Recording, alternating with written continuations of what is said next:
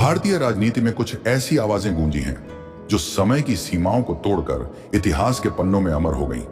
ऐसी ही एक आवाज है बहुजन समाज पार्टी की नेता मायावती की।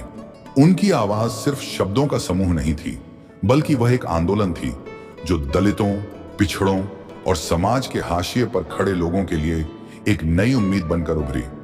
उनके भाषणों में आत्मविश्वास, दृढ़ता और समाज को बदलने की ताकत थी। यह वीडियो मायावती के उन 5 ऐतिहासिक भाषणों की कहानी है जिन्होंने न केवल उत्तर भारत की राजनीति को हिलाकर रख दिया, बल्कि भारतीय समाज की सोच को भी एक नई दिशा दी। वीडियो में आगे बढ़ने से पहले मैं चाहूंगा कि आप लोग इस वीडियो को लाइक और हमारे चैनल को सब्सक्राइब अवश्य कर दें। तो चलिए वीडियो को शुरू करते हैं। लखनऊ के अंबेडकर मैदान में सामाजिक इंजीनियरिंग की नींव 2003 की तपती दोपहर थी। लखनऊ के अंबेडकर मैदान में जनसैलाब उमड़ा हुआ था।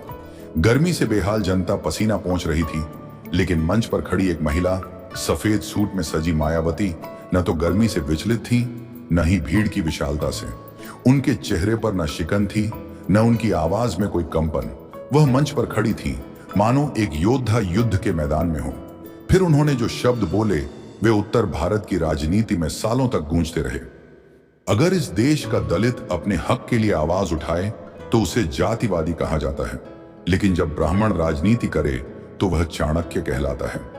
ये शब्द सिर्फ एक वाक्य नहीं थे, यह एक सामाजिक क्रांति का नारा था। इस एक वाक्य में मायावती ने भारतीय समाज की उस गहरी खाई को उजागर कर दिया जहां दलितों की आवाज को दबाने के लिए उन्हें जातिवादी करार दिया जाता है, जबकि उच्च वर्गों की राजनीति को बौद्धिकता का जामा पहनाया जाता है। इस भाषण का महत्व केवल इसके शब्दों तक सीमित नहीं था। मायावती ने इस मंच से ब्राह्मण दलित एकता का ऐलान किया, जिसे बीएसपी की सामाजिक इंजीनियरिंग रणनीति के रूप में जाना गया। यह एक ऐसी रणनीति थी जिसने बीएसपी को केवल दलितों की पार्टी से एक व्यापक सामाजिक गठजोड़ वाली पार्टी में बदल दिया। ब्राह्मणों, दलितों और अन्य पिछड़े वर्गों को एक मंच पर लाने का यह प्रयोग न केवल अभूतपूर्व था, बल्कि यह उत्तर प्रदेश की सत्ता की चाबी बन गया। इस भाषण ने विरोधियों को सकते में डाल दिया। जो लोग मायावती को केवल एक दलित नेता के रूप में देखते थे, उन्हें यह एहसास हुआ कि वह एक ऐसी शतरंज की खिलाड़ी हैं जो हर चाल सोच समझकर चलती है। भीड़ में तालियां गूंजी, नारे गूंजे और एक नई राजनीतिक लहर ने जन्म लिया। यह भाषण बीएसपी के लिए एक टर्निंग पॉइंट था, जिसने 2007 के विधानसभा चुनाव में पार्टी को पूर्ण बहुमत दिलाने में महत्वपूर्ण भूमिका निभाई। इस भाषण का सबसे बड़ा प्रभाव था सामाजिक एकता का संदेश। मायावती ने न केवल दलितों को अपनी ताकत का एहसास कराया, बल्कि ब्राह्मणों को भी यह विश्वास दिलाया कि बीएसपी उनके हितों की रक्षा कर सकती है। यह एक मास्टर स्ट्रोक था जिसने जातिगत समीकरणों को पुनर्परिभाषित किया। 2010 में संसद में मायावती की आवाज एक बार फिर गूंजी। इस बार वह न केवल एक नेता के रूप में, बल्कि एक ऐसी शक्ति के रूप में सामने आई जिसने दिल्ली की सत्ता के गलियारों को हिलाकर रख दिया। उनके विरोधी उन्हें गूंगी गुड़िया कहकर तंज कसते थे, लेकिन उस दिन मायावती ने संसद को अपनी अदालत बना लिया। उन्होंने कहा, मुझे गूंगी गुड़िया कहा गया है, लेकिन अब सुन लो, ये गूंगी नहीं है, ये शेरनी है, और जब यह दहाड़ती है तो दिल्ली तक कुर्सियां हिल जाती हैं। यह भाषण दलित अत्याचारों, आरक्षण पर हो रहे हमलों और जातिवादी राजनीति के खिलाफ एक तीखा प्रहार था। मायावती ने अपने शब्दों से न केवल विपक्ष को, बल्कि मीडिया और समाज के उन तबकों को भी जवाब दिया जो उन्हें केवल एक क्षेत्रीय नेता मानते थे। उनकी आवाज में दृढ़ता थी, उनके तर्कों में ताकत थी और उनके शब्दों में वह जादू था जो संसद को एक युद्ध के मैदान में बदल देता था। उस दिन संसद में बहस नहीं हो रही थी, मायावती की अदालत लगी थी। उन्होंने दलितों और पिछड़ों के मुद्दों को इतनी शिद्दत से उठाया कि विपक्ष के पास जवाब देने के लिए शब्द नहीं बचे। मीडिया के कैमरे, जो अक्सर उन्हें नजरअंदाज करते थे, उस दिन सिर्फ उनकी ओर मुड़े।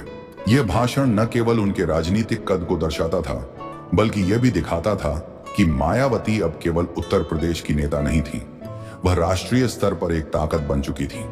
इस भाषण ने मायावती की छवि को एक नई ऊंचाई दी। उन्होंने यह साबित कर दिया कि वह न केवल एक कुशल वक्ता हैं, बल्कि एक ऐसी नेता भी हैं जो अपने समुदाय के हक के लिए संसद जैसे मंच पर भी बिना डरे अपनी बात रख सकती हैं। 2012 में बीएसपी को उत्तर प्रदेश विधानसभा चुनाव में हार का सामना करना पड़ा। यह मायावती के लिए एक कठिन समय था। हार के बाद एक प्रेस कॉन्फ्रेंस में उनकी खामोशी ने सभी को चौंका दिया। मायावती ने माइक थामा और सिर्फ एक वाक्य कहा, दलितों ने मुझे छोड़ दिया, अब वे अपनी कीमत चुका रहे हैं। यह वाक्य छोटा था, लेकिन इसका प्रभाव तूफान की तरह था। आलोचकों ने इसे हार की हताशा करार दिया, लेकिन मायावती के समर्थकों ने इसे एक चेतावनी के रूप में देखा। यह वाक्य उनके उस दर्द को व्यक्त करता था जो दलित समुदाय के एक हिस्से के उनकी पार्टी से दूर जाने से उपजा था, लेकिन साथ ही यह उनके आत्मविश्वास को भी दर्शाता था कि वह फिर से वापसी करेंगी। इस प्रेस कॉन्फ्रेंस में मायावती ने न तो लंबा भाषण दिया, न ही कोई नाटकीयता दिखाई। उनकी खामोशी और वह एक वाक्य ही काफी था यह बताने के लिए कि वह एक ऐसी नेता हैं जो हार को भी अपनी ताकत में बदल सकती है। यह वाक्य दलित समाज के लिए एक आत्म मंथन का अवसर बना और मायावती ने यह साबित कर दिया कि उनकी आवाज, चाहे वह जीत में हो या हार में, हमेशा प्रभावशाली रहेगी। इस भाषण ने मायावती की मानसिक दृढ़ता को उजागर किया। हार के बाद भी उन्होंने हिम्मत नहीं हारी और अपने समुदाय को यह संदेश दिया कि उनकी लड़ाई अभी खत्म नहीं हुई है। 2019 में पूरे देश में नरेंद्र मोदी की लहर थी। बीजेपी की सुनामी में विपक्षी दल हाशिए पर थे, लेकिन मायावती ने एक बार फिर अपने एक भाषण से सबको चौंका दिया। मंच से उन्होंने कहा, अगर मोदी खुद को पिछड़ा बताते हैं तो मैं दलित हूं। फर्क यह है कि उन्होंने जन्म से राजनीति पाई, मैंने संघर्ष से। यह भाषण न केवल एक सीधा हमला था, बल्कि यह जातीय राजनीति का एक मास्टर स्ट्रोक भी था। मायावती ने इस एक वाक्य में न केवल अपनी दलित पहचान को गर्व के साथ उभारा, बल्कि उन्होंने बीजेपी की रणनीति को भी चुनौती दी। यह भाषण सोशल मीडिया पर वायरल हो गया। व्हाट्सएप ग्रुप्स में, न्यूज डिबेट्स में और गांव-गांव की गलियों में मायावती की यह बात गूंजने लगी। उन्होंने इस भाषण में दलितों और पिछड़ों को यह एहसास दिलाया कि उनकी लड़ाई केवल सत्ता की नहीं, बल्कि सम्मान और स्वाभिमान की है।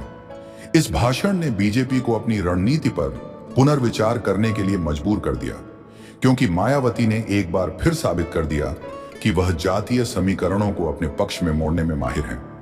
दोस्तों, इस भाषण ने मायावती की रणनीतिक चतुराई को फिर से उजागर किया।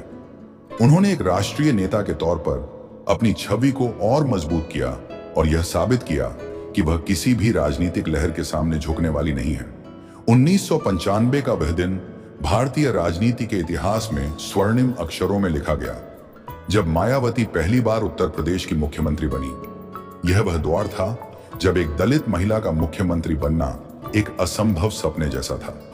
मंच पर उनके गुरु कांशीराम उनके साथ थे, लेकिन उस दिन भाषण सिर्फ मायावती ने दिया।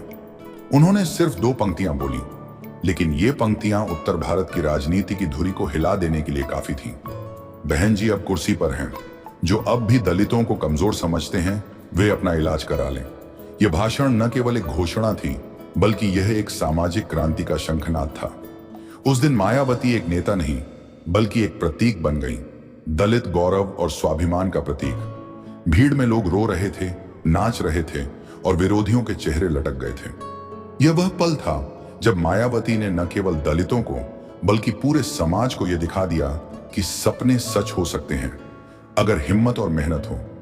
यह भाषण मायावती के करियर का सबसे महत्वपूर्ण पल था। इसने न केवल उनकी छवि को एक ताकतवर नेता के रूप में स्थापित किया, बल्कि दलित समाज को यह विश्वास दिलाया कि वे भी सत्ता के शीर्ष पर पहुंच सकते हैं। दोस्तों, मायावती के इन 5 भाषणों में एक बात समान थी, उनका आत्मविश्वास। उन्होंने कभी भारी भरकम अंग्रेजी शब्दों या जटिल वाक्यों का सहारा नहीं लिया। उनकी भाषा सरल थी, लेकिन हर शब्द में ताकत थी। उनके भाषणों में न तो कोई नाटकीयता थी, न ही कोई अनावश्यक शोर।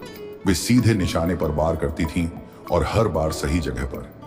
मायावती की आवाज में वह जादू था जो लोगों को जोड़ता था, चाहे वह दलित बस्तियों की गलियां हों, यूनिवर्सिटी के हॉस्टल हों या संसद के गलियारे। उनके शब्द हर जगह गूंजे। उनके भाषण न केवल राजनीतिक थे, बल्कि सामाजिक बदलाव का आह्वान भी थे। उन्होंने दलितों को न केवल वोटर बनाया, बल्कि उन्हें अपनी ताकत का एहसास भी कराया। मायावती की ये 5 आवाजें भारतीय राजनीति में मील के पत्थर हैं। हर भाषण ने न केवल उनके राजनीतिक कद को ऊंचा किया, बल्कि समाज के हाशिए पर खड़े लोगों को एक नई उम्मीद दी। उनके शब्द आज भी दलित बस्तियों में, गांवों में और संसद के गलियारों में गूंजते हैं। मायावती की यह खासियत रही है कि उन्होंने कभी हार नहीं मानी, चाहे वह जीत का मंच हो या हार की प्रेस कॉन्फ्रेंस, उनकी आवाज हमेशा दृढ़ रही। दोस्तों, आज भी जब हम मायावती के इन भाषणों को याद करते हैं तो यह एहसास होता है कि कुछ आवाजें समय के साथ मरती नहीं, वे इतिहास बन जाती हैं। मायावती की ये 5 आवाजें ऐसी ही हैं जो न केवल राजनीति को प्रभावित करती हैं बल्कि समाज को बदलने की ताकत रखती हैं। दोस्तों, अगर आप मायावती के इन ऐतिहासिक भाषणों से प्रेरित हैं तो अपने विचार साझा करें। ऐसी प्रेरणादायक कहानियों को और सुनने के लिए चैनल को सब्सक्राइब करें। मायावती की तरह आइए हम भी अपने हक के लिए आवाज उठाएं और समाज में बदलाव लाएं। वीडियो पर अपना समय बिताने के लिए बहुत बहुत धन्यवाद।